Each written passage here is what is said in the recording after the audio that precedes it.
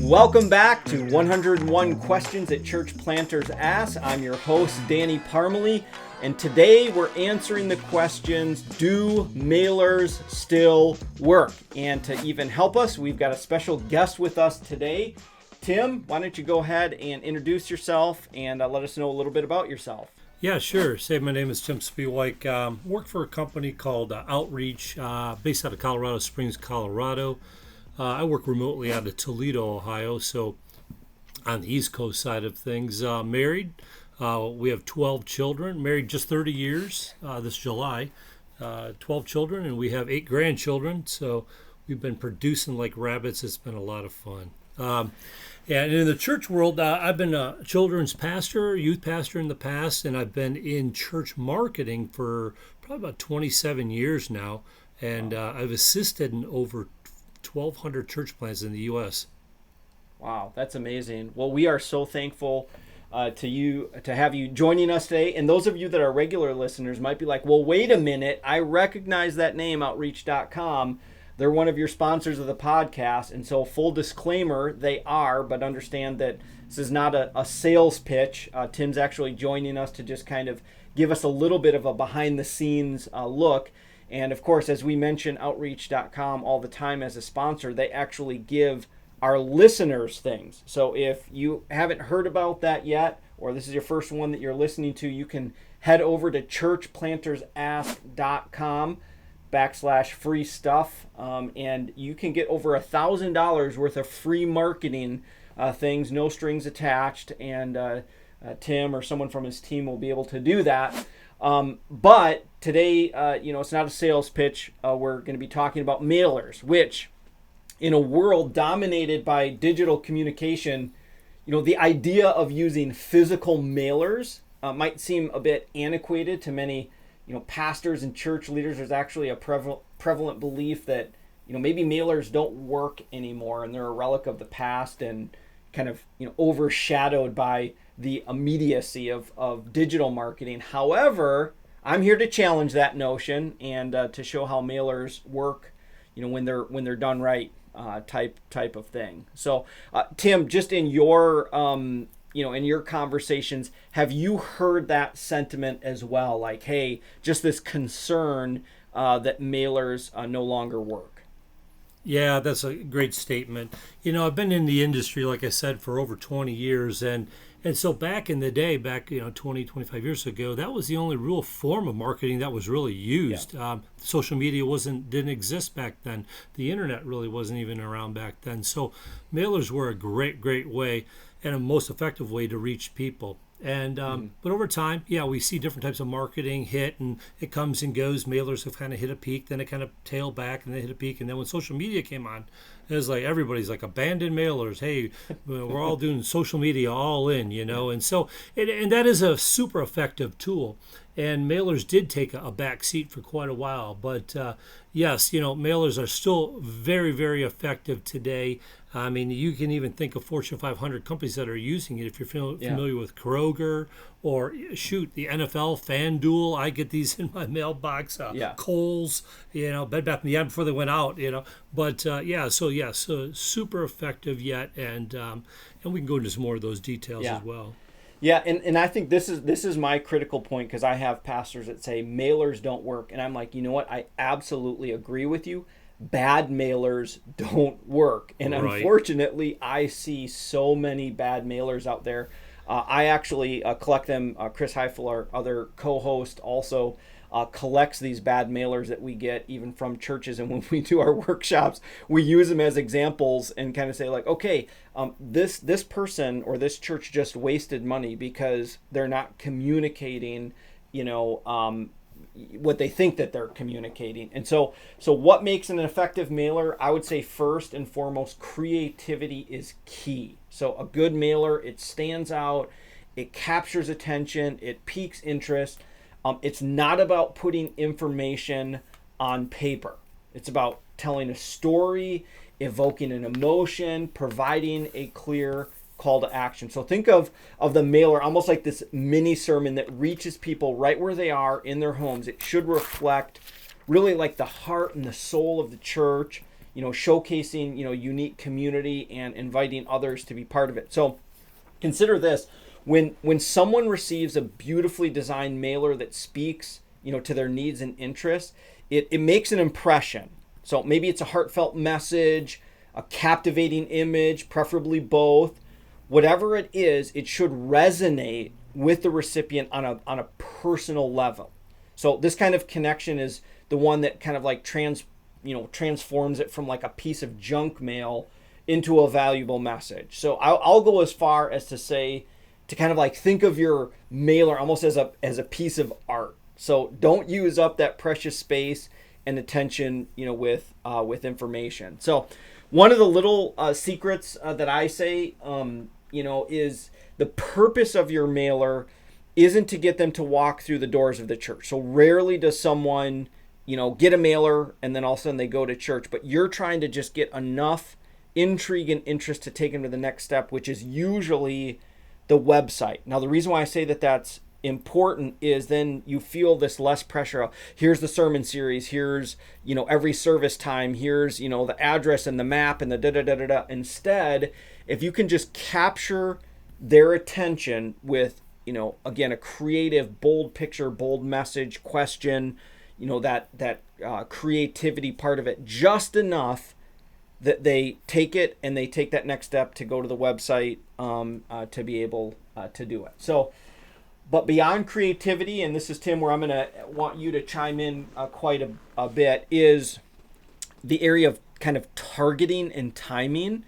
So speak to me a little bit, especially for those that have never done mailers before, and they might think, well, how does this work? Do I just select my city and that's the option, like mail these to the city? Or talk about carrier routes, saturation, targeting, those types of things as it deals with mailers.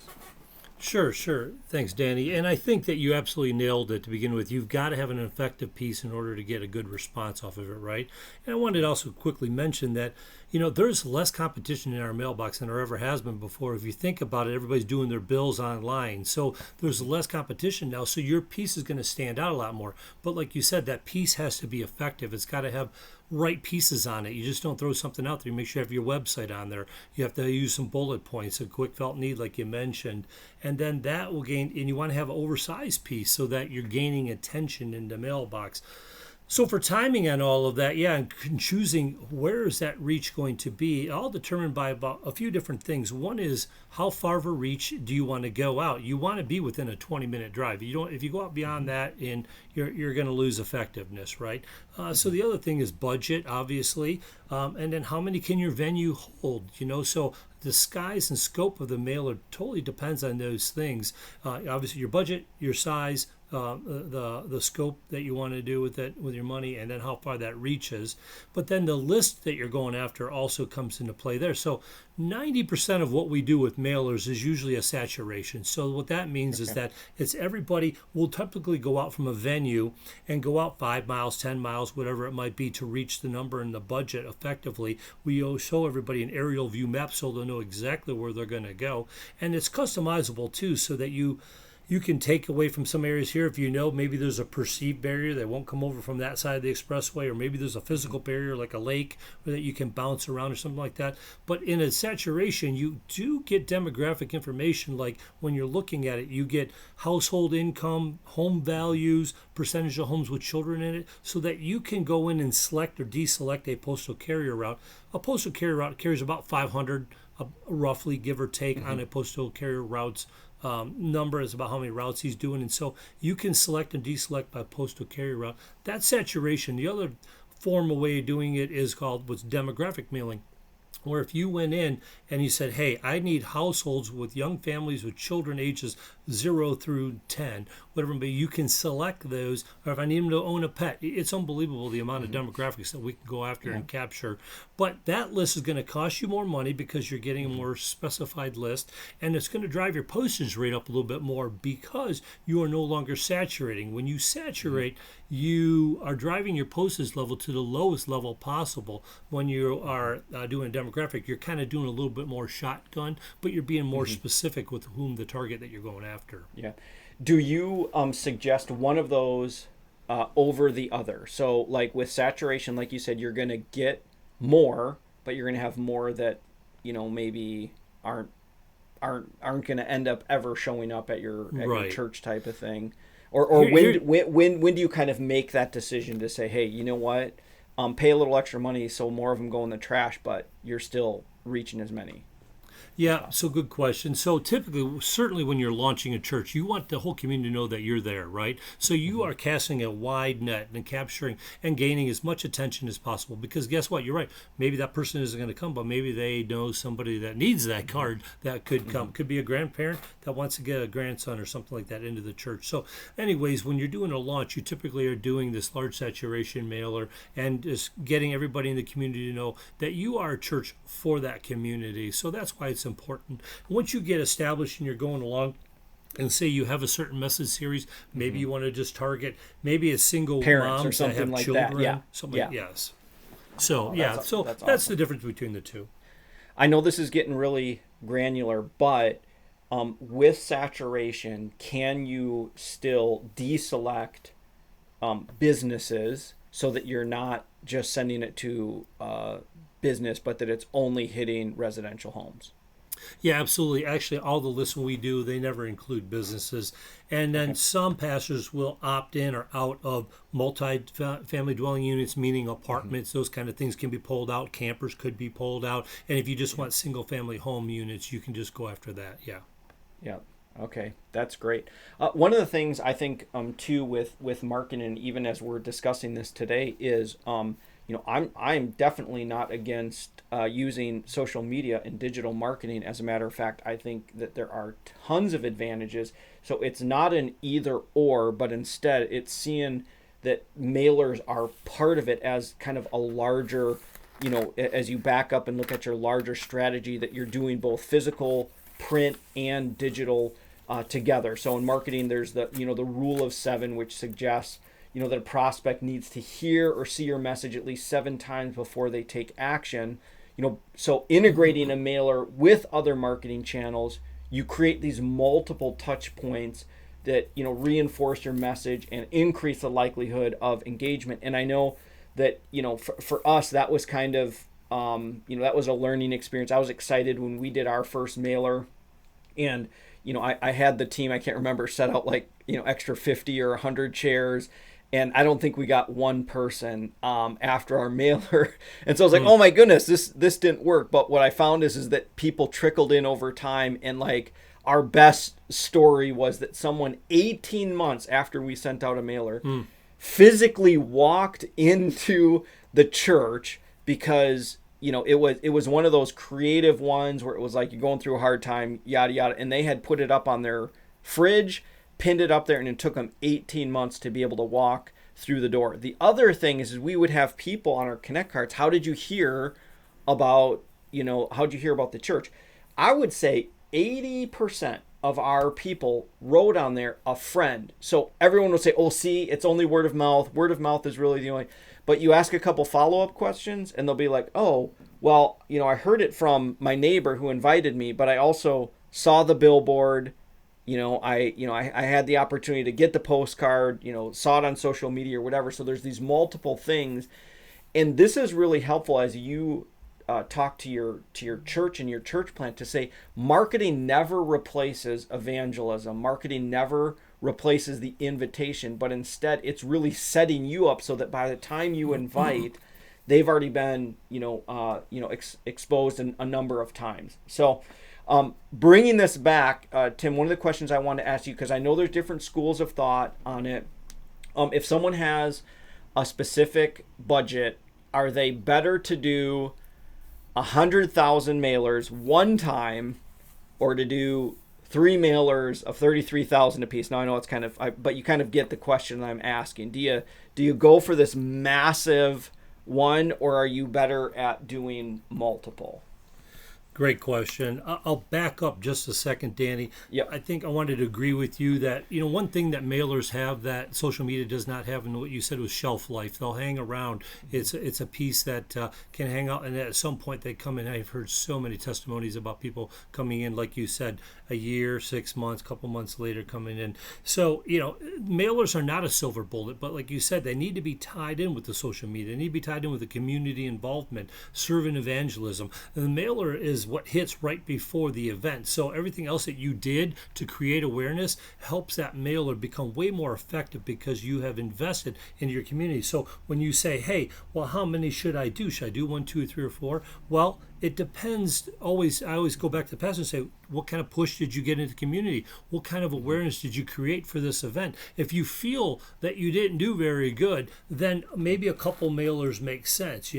We typically, even though I handle a lot of mailings and that, you'd think I'd say, hey, I need you to be doing 3 or 4 mailings. But I don't say that at all. Only because if you've done your work, and your legwork and your air campaign, your ground campaign leading up to that, and you did that well, you really only need one mailer in order to kind of solidify everything and bring it in. But again, if you feel like you didn't get quite that push you needed to, and say, hey, we're lacking some areas, then a couple mailers could be very important to help create more awareness and see a higher result. But again, tied in with other forms of marketing in with that. So, yeah, that's great. Okay, if you can speak a little bit to ballpark how much it costs, because I'm sure people that have never done mailers before, they're thinking, okay, well, actually, I don't even know what the postal rates are now, 50 cents? I don't know how much it costs to mail something. But how much is it for a mailer? I know it depends on, quantity in those, but speak to some of those different kind of price points, just to at least kind of ballpark it, so that they know what they're looking at. Yeah, absolutely. And when you mention you don't know postage rates, most everybody does not know what the postage rate is today. We had an increase. Believe it or not, if you wanted to go buy a postage stamp today, it's going to cost you 73 cents for a postage stamp for you to mail a letter to your mom. All right. Now listen, you know what the rate is for the church? It's about 12 to 13 cents per piece. So do you think there's a tool in the back pocket that we have with mailers? You absolutely do. No other country offers nonprofit status like the post office does. So a key to the cost of the mailers is having and holding nonprofit status with the United States Postal Service. Any mailer can help you achieve that if you don't already have that. Even if you don't hold 501c3 status, you can still get nonprofit status with the United States Postal Service. There's a way to go about it. So as for overall cost, when you're talking, and the rates I'm going to give you are based on owning that nonprofit status with the United States Postal Service. So if you were doing a small mailer, now I would say don't even do a mailing unless you're above 5,000 pieces, right? Because it doesn't make sense. We are looking for results here. So 5,000 all in from outreach anyways would cost you about $1,500. Now 10,000, roughly $2,000. If you did 25,000 mailers around your venue, you're talking about $7,000. Yeah, 50,000 would be in the $12,000 range. Now this is all inclusive, and then 100,000. You say, hey, I'm going big, man. 100,000 would be right around $22,000 to $23,000. I just did a church that did 400,000 piece mailer. So they're doing, and they have like 7 campuses. They're doing around each campus and that. So and when you look for results, okay, what am I going to get off of that? Well, we base everything off of 1/4 to 0.5% response rate. And you say, well, man, I thought you'd at least get 1%. No, you don't. But the more awareness you create, the higher results end up being with mailers. So if you did a 10,000 piece mailer, you'd hope to see around 25 people off of that. Or you did 25,000 piece mailer, maybe around 60 people. So, and 50,000, maybe see 80 people or so. So it depends on a lot of variables there, but that's kind of what we're shooting for. Yeah, and that's good. And I'm not... I'm not very good at math, but let's take, for example, so you said 10,000 mailers is how much, and so how much is that per piece, did you say? Okay, so 10,000 mailers will run around $2,000, and you can hopefully see, 25, 30 people come off of that. And when you say that's the cost, that's the postage, the printing, the mail list, the saturation, whatever. So that's an all-inclusive. Yep, all-inclusive price. And I would also add that when you talk about timing, when you do a mailer, you have to be planning about 6 to 7 weeks out.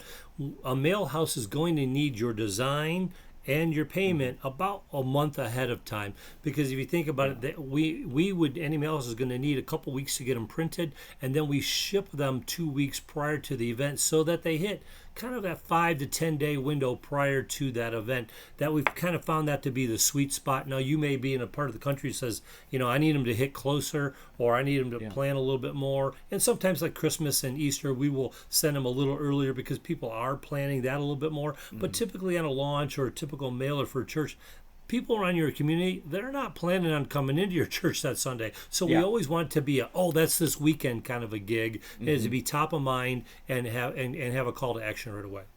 Yeah. All right. So I said that this was not going to be a plug per se for outreach. So in order to be completely fair, if someone wanted, they could go to USPS and do this all themselves, right? And actually didn't, and maybe they don't even have it anymore. I remember when I was pastoring, they did, that they had like some sort of special program for that. Advantages of doing that, disadvantages. I mean, I know a couple of the disadvantages just because we chose not to go that route. But I mean, if someone really wanted to, they could go ahead and do that. So talk a little bit about that process. And I know that there's some extra requirements of then what the person has to do in order to do that. Yeah, that is called EDD, Every Door Direct Mail, and you can do it yourself. You'd have to get it. You would still have to get nonprofit status through the post office, which is an application. Tell you what, though, a lot of local post offices do not have a clue as to what to do. But EDD on mail, you still have to get it printed. Obviously, you have to get a permit through them, which it can be free through them, and then all the mailers have to have a carrier-out sort on them. So basically, you have to handle. They won't get addressed, but you have to do all the manual work. Meaning, after they get printed, they have to be a certain size. You have to get them. You have to sort them in bundles of so much. You have to have all the carrier-out information, how to sort them, how to put them in trays. You have to have the correct paperwork. It is a mountain of work. I don't tell anybody this. I mean, I'm honest about it, and I say, listen.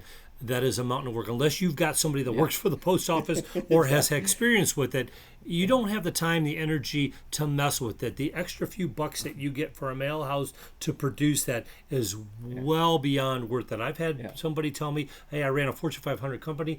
The post office brought me to my knees in tears because they rejected it 3 times. I had to go back. You're only allowed to submit so many per post office. You have to run them around to different post offices and drop them off as well. So yes, it is a handful of to do. And I tell pastors, hey, even if you didn't want to use outreach, I would go somewhere else. I would not do it yourself. Yeah, that's kind of where we landed on it. And I am cheap. I'm a cheap guy. I want to save and I'm like, hey, you know what? We could get this army of volunteers. And then when they started listing out how to do the carrier routes and the bundling and all that, I said, you know what? I'll call a donor and they can probably take care of this for a couple $100 and save the headache to be able to do this. Now, one thing, and I'm sure other mail houses may have this as well too, but I do know that Outreach.com, and we never use this, but you do have a special program that's different than saturation and different than just demographic. That you guys have one that's an ongoing one that if someone new moves into the area. Now I know it's not as cheap as the 20 cents because it's you're only just sending it out, but speak to that and who uses that, who's found that to be ineffective. It's a fantastic program. It's called a New Mover program, and the cards through Outreach are 79 cents per card. So each church can determine the amount of budget they actually want to do with it. So what it is we get the names off utility hookups around any church, and then we automatically send them a mailer inviting them to your church. And so we the names are all there. So it is it's all targeted with their names on it. It's got a demographic information on it. So it's like, hey, Williams family, so glad you moved in. Moving can be hard, but finding a new church is not. Bring this card in for a free $5 Starbucks gift card, so you can track it, you can trace it. You can put a QR code on there to send them to a landing page, a video of you. We have free texting program that they can scan and get engaged with a free texting program as well. And then here's the thing with new movers. To me, you could get your investment back based on a national average of $1,000 tithe per person, which is low. But if you got one or two people off an entire year of doing new movers, you will recoup your funding. But to me, outside of that, is that it sets up all your other marketing efforts, because when somebody moves in and they receive a mailer from you welcoming to community, you've then given them a warm invite. Now, if they don't come in, but they see an Easter card or a personal invite from somebody, or you're doing something in the community, hey, that's a church that reached out to me when I first moved in. So it sets up their heart for that. And here's the thing, we have 3 natural church growth rhythms in our countries when you ought to be doing the outreach, which is Easter, Christmas, and fall. Well, New Movers is going all year around and always inviting somebody into your church. So it's a powerful, powerful program that you set up. You actually get that database every month too, so you could actually do a follow-up if you like to.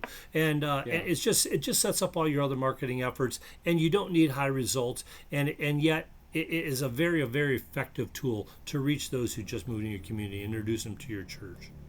Yeah. Yep. So for me, I just think mailers are an absolute, at least part of your marketing strategy. So not saying again that they're the only thing that works or even the best thing, but they do play an important role in the overall strategy. And when done right, they complement your digital efforts and enhance your church's presence in the community. Tim, any concluding thoughts that you kind of have in regards to mailers? Yeah, just that it can be a very effective tool. They cost money? Yes, they do. But anybody, when we work with any church, we're taking into consideration their budget and helping them to reach and take that budget as far as we can to reach as many people as we can. Understanding, again, that the mailer is not a silver bullet, but it is awesome when it works in combination with the other forms of marketing. So I would say if you haven't tried a mailer, you need to try a mailer. If and does it work in all areas? Sometimes it doesn't. Sometimes when you're in a hardcore downtown area like a New York City or Chicago, they see so much marketing it can be tight. But does it work there? Yes, it can still work there. It just may not see as high a result. Certainly in the Bible Belt areas, rural areas, it seems to be very effective. So if you haven't tried it, try it. All kinds of marketing, you have to give it kind of a show at, and then also take a look at your results and say, how did it effective? Just don't throw something out there, but then measure your results when you're done with it. And before you do any marketing, make sure your house is in order. Make sure you smell good, you look clean, and you're ready to receive some visitors. That's awesome. Well, Tim, thank you so much. And of course, outreach.com for your sponsorship of the podcast. And a special reminder, if some of you want some free marketing materials, you can head over to churchplantersask.com/free stuff, and someone from Outreach will get in touch with you. And until next time, keep asking those questions.